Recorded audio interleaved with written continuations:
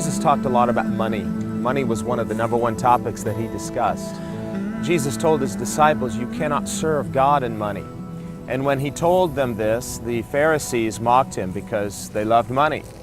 And so Jesus told them a parable. He told them this story about a rich man and a poor man. The rich man died and the poor man died. The rich man went to hell. The poor man went to Abraham's arms, Abraham's bosom, which speaks of heaven. And the rich man was in torment, and he cried out to Father Abraham, which tells you he was a son of Abraham. He was an Israelite. And he said, send Lazarus to dip his finger in water and cool my tongue. And Abraham said it was impossible because there was a gulf between the two of them. Jesus tells this story to illustrate the contrast between those who live just simply with a self-focus, those who live for the material enjoyment of the material universe, versus those who live for something else.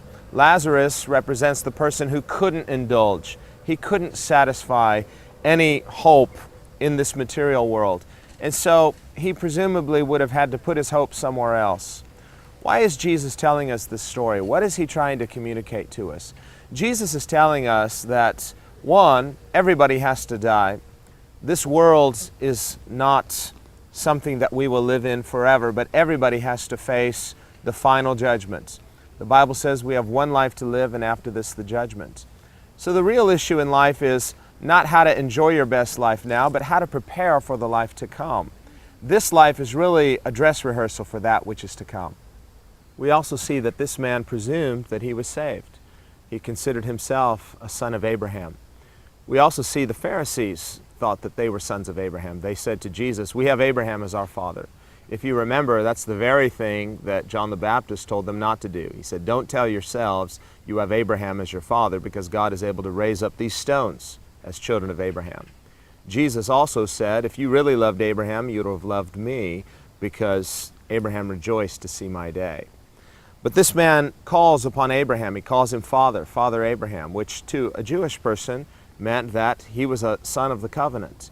He assumed that he was saved, and yet he finds himself in torment in these flames. What went wrong? Why is he there instead of with Abraham? Just as this man should not have presumed that he was in covenant relationship with God, neither should we. We should not just presume that we're saved just because we've prayed a simple prayer, just because we call ourselves Christians, we go to church, we do religious things. What we really see, the real issue here, is that this man, even though he had a form of religion, he called Abraham Father Abraham, and yet his real hope is in material things. He's living for material pleasure.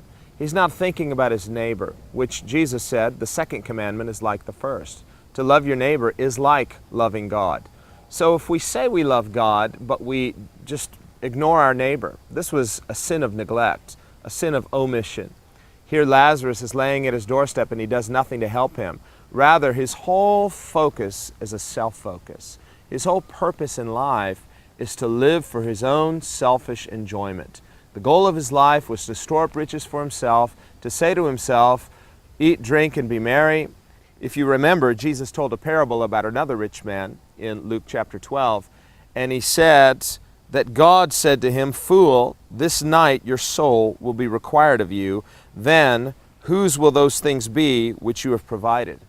And so Jesus warns us. He says, don't just think about your material enjoyment in this life.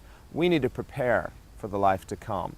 And the way we prepare is by changing our focus from a self-focus to a God focus and to an others focus. If we will give away our lives, Jesus said, if you lose your life for my sake, you will find it.